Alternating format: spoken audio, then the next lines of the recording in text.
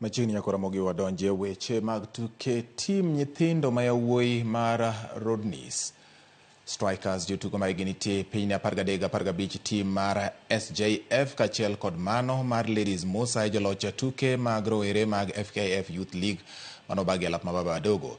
Kidieny mar jotugo mayawuoyi ma gin piny 13 Rodni Strikers noloyo tim mar Kayole Youngsters gol 1-0 e finals ka kidieny mar nyiri SJF Girls noloyo Akafoa gol 1-0.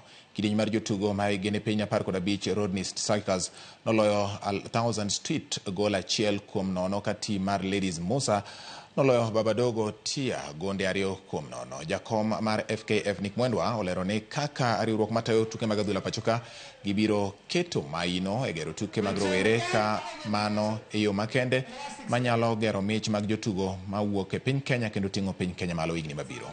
It's a combination of time and doing something deliberately.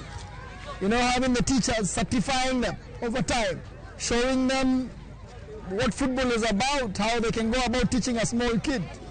And then after that, having the kids now start being trained. The coaches you see here are already certified. They continue to learn as they train our kids in an organized manner. So tuningeomba tu federation kitu ya maana ile wangetufanyia. Ni pia sisi watu organize watupatie hiyo mambo na FIFA Connect register watoto wetu kutoka chini.